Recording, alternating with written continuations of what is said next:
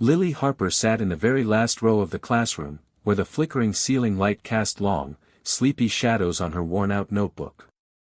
Her head was bowed low, not out of focus but out of habit, a habit born from years of being overlooked, ignored, and dismissed. At 12, she had already mastered the art of invisibility. No one noticed the bruises beneath her sleeves or the faint tremble in her hands. Her classmates didn't bother with her, she was too quiet, too different, too easy to target. They whispered behind her back, shoved her locker shut just as she reached for it, and slipped cruel notes onto her desk. The teachers, overwhelmed and tired, simply marked her as shy and moved on. But Lily wasn't shy. She was broken, hiding in plain sight. At home, it was no better. Her mother, once gentle, had long since disappeared into a haze of prescription bottles and television reruns. Dinner was often a slice of bread or whatever Lily could scavenge. The house was filled with silence, punctuated only by the sounds of late-night weeping from the next room. Lily had stopped hoping for hugs, or for someone to ask how her day was. She walked to school with her arms wrapped tightly around her, rain or shine, her head bowed against the world. That Friday afternoon, Lily found herself sitting behind the rusted bleachers, her favorite hiding spot when the taunts became too much.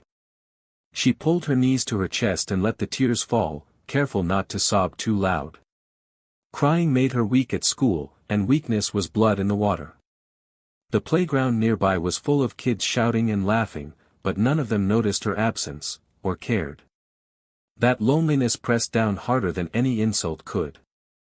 Then, just as she wiped her face with her sleeve, she heard footsteps approaching. Her heart jumped. She scrambled to stand, to hide, but a deep, calm voice stopped her cold. "Why are you crying out here alone, kid?" it asked, gentle but strong. She looked up into the face of a man she'd never seen before, grizzled beard, tired eyes, leather jacket, and hands calloused with work. He didn't look like anyone from the school. He didn't belong here. Yet, in that moment, he saw her. And for the first time in what felt like forever, Lily wasn't invisible anymore. The man knelt down beside Lily, holding out a slightly crumpled napkin like it was the most natural thing in the world. "Here," he said gruffly but not unkindly.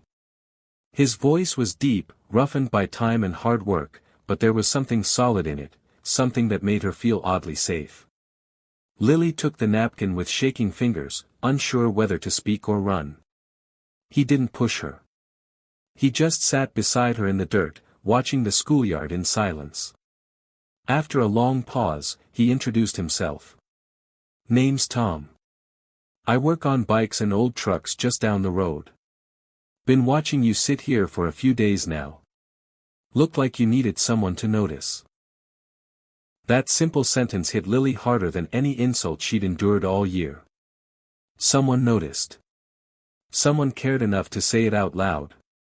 She didn't say much in return, she didn't know how, but when he stood to leave, he offered a nod and a reassuring, "I'll be around."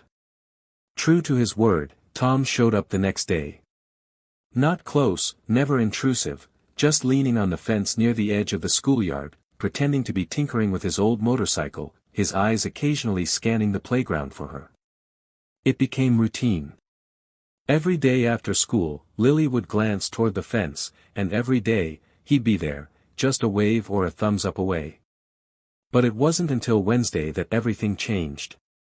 A group of boys had cornered Lily near the bike racks, shoving her and laughing while others watched, pretending not to see. Her book spilled, her elbow scraped, and just as one of the boys raised his hand again, a voice exploded across the courtyard. "Hey!" It was like thunder, sharp, commanding, furious. "Touch her again, and you're done." Heads turned. Teachers froze. The boys backed away slowly, startled by the sudden presence of a tall, broad man marching toward them, eyes blazing.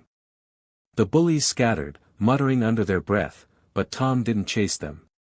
He knelt down beside Lily again, helping her gather her books. "You all right?" he asked, his voice softer now. Lily, trembling, nodded slowly. Something had shifted. She wasn't just the invisible girl anymore. The man in the leather jacket had drawn a line in the sand. And the entire school had seen it. By the next morning, whispers filled the school hallways like wildfire. Who was that guy? Did you see how he yelled at Jake? Is he her dad? Rumors spun faster than Lily could keep up with, and for the first time, her name was in everyone's mouth, not in ridicule, but in curiosity. Teachers threw her second glances, students eyed her warily, and even the bullies kept their distance. Lily wasn't sure what to make of it. All she knew was that for the first time, she wasn't walking into school afraid. Still, the attention brought heat from the adults. By Thursday, Tom was called into the principal's office. He showed up in his oil-stained jacket, unbothered by the disapproving glares. "We can't have strangers intervening on school grounds," the principal warned. But Tom leaned forward, steady and unwavering. "You can't have a child crying behind bleachers every day while everyone pretends not to see. I won't stand by like the rest of you." Meanwhile, at home, Lily's life was unraveling. Her mother, already on the edge, exploded when she saw the caseworker at their door. "What did you tell them? You trying to get rid of me?" she screamed, knocking over a lamp. Lily shrank back, but Tom stepped in, standing in the doorway like a wall of calm in a storm. "She didn't do anything." "I did." The social worker gently took Lily's hand. "You're not in trouble, sweetheart. We just want to make sure you're safe." And for the first time in her young life, someone actually meant it. The days that followed weren't easy. Her mother spiraled, eventually agreeing to go into treatment. Lily was temporarily placed with a foster family, but Tom visited every afternoon. He helped her with homework, brought her books and comics, and once even built her a handmade pencil box with her name carved into it. At school, things shifted.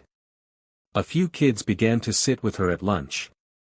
Her teacher, red-eyed with guilt, pulled her aside and apologized. "I should have seen it, Lily. I'm sorry." One of the bullies, Jake, mumbled a half-hearted apology, eyes glued to the floor. It wasn't much. But for Lily, it was a start. And in that fragile beginning, a new kind of hope began to grow, one that came with the sound of a motorcycle engine purring just beyond the school fence.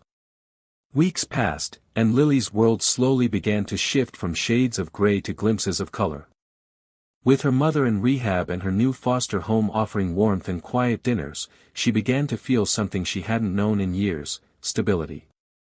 Tom never missed a visit. Rain or shine, his old motorcycle would rumble down the street right on time, and Lily would run to greet him, her arms no longer crossed in fear but open in joy. Together, they fixed up a rusty old bicycle he'd found at a junkyard. It took them days, but when it was finished, Lily rode it down the street like she was flying, wind in her hair, laughter bursting from her chest. She felt alive. And she felt seen. At school, Lily was no longer the ghost in the corner. She still didn't speak much, but now she had people to sit with, partners in group work, and even a teacher who truly looked out for her. She kept Tom's handmade pencil box on her desk like a shield. It reminded her that someone believed in her, that she mattered. And then, one crisp morning, Lily saw it. A small girl in the hallway, back against the lockers, surrounded by sneering kids. The same helpless look Lily once wore was now on that girl's face. Something inside Lily clicked. Her feet moved before her thoughts could catch up. "Leave her alone," Lily said, voice shaking. The bullies laughed, but she stood firm. "She's not alone." Silence fell. Lily turned to the girl and gently reached out. "Come with me." As they walked away together, Lily caught sight of Tom through the school fence, his arms crossed and eyes full of quiet pride. She gave a small nod, and he returned it with a smile. That evening, Lily rode her bike past the playground where she used to cry. It wasn't just a memory, it was a reminder of how far she'd come. She wasn't invisible anymore. She wasn't broken. She had found her voice, not in screaming, but in standing. And it all started with a stranger who saw her when no one else did, whose loud kindness had cut through years of silence. Lily had been saved, and now, she was ready to be that voice for someone else.